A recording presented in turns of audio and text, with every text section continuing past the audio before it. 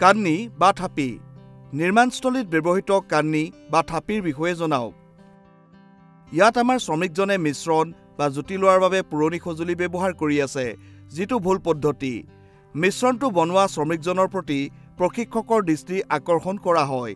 এতিয়া প্ৰশিক্ষকে শ্ৰমিকজনক সঠিক ট্ৰয়েল কেনেকৈ ব্যৱহাৰ কৰিব লাগে বুজাই দিয়ে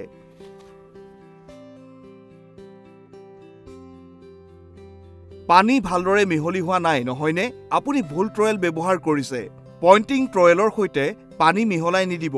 এই বেটটো লওক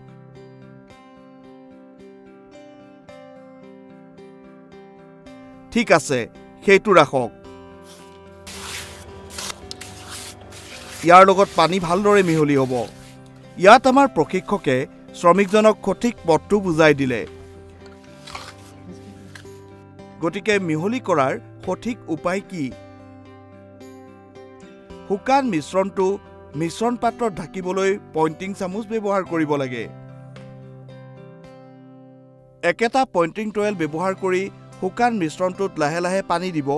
যাতে সঠিক স্থায়িত্ব লাভ কৰিব পৰা যায় সঠিক মিশ্ৰণ নিশ্চিত কৰিবলৈ সৰু বা মাৰ্জিন ট্ৰয়েল ব্যৱহাৰ কৰক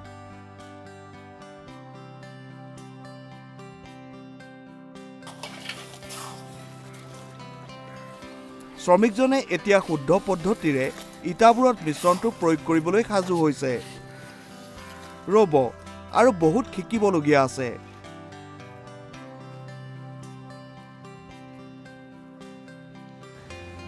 শ্ৰমিকজনে মিশ্ৰণৰ সমস্তৰ নিশ্চিত কৰে যোগদানৰ বাবে যথেষ্ট ঠাই এৰি দিয়ে তাৰ পিছত শ্ৰমিকজনে মিশ্ৰণটোৰ ওপৰত ব্লকবোৰ ৰাখে যোগদানটো সুৰক্ষিত কৰিবলৈ লাহে লাহে টিপি দিয়ে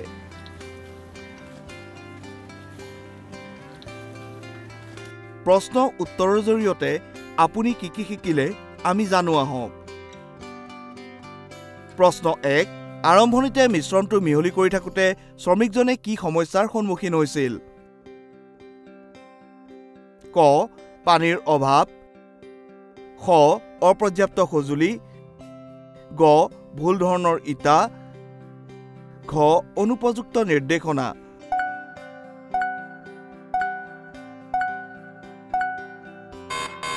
শুদ্ধ উত্তৰটো হ'ল খ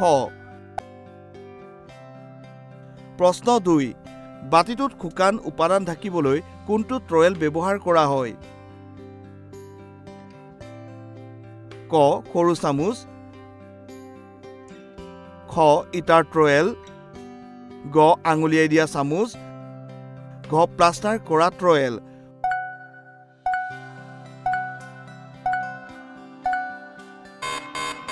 শুদ্ধ উত্তৰটো হ'ল খ প্ৰশ্ন 3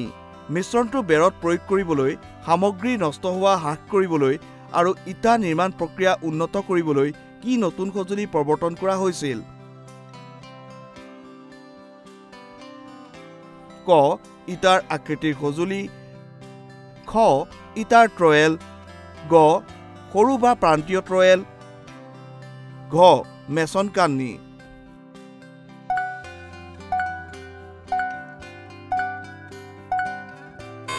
শুদ্ধ উত্তৰটো হ'ল ক প্ৰশ্ন 4 ইটাবোৰ সঠিকভাৱে সমতল কৰিবলৈ কোনবোৰ সঁজুলি ব্যৱহাৰ কৰা হয় ক এলুমিনিয়ামৰ বাৰ খ ইটাৰ দৰে সঁজুলি গ পানীৰ পাইপ ঘ সমতল স্তৰ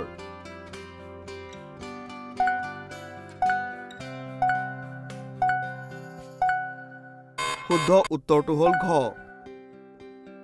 প্ৰশ্ন 5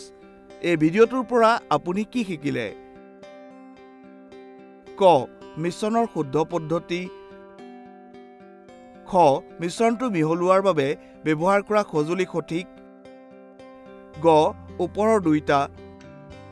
ঘ ওপৰৰ কোনোটোৱেই নহয়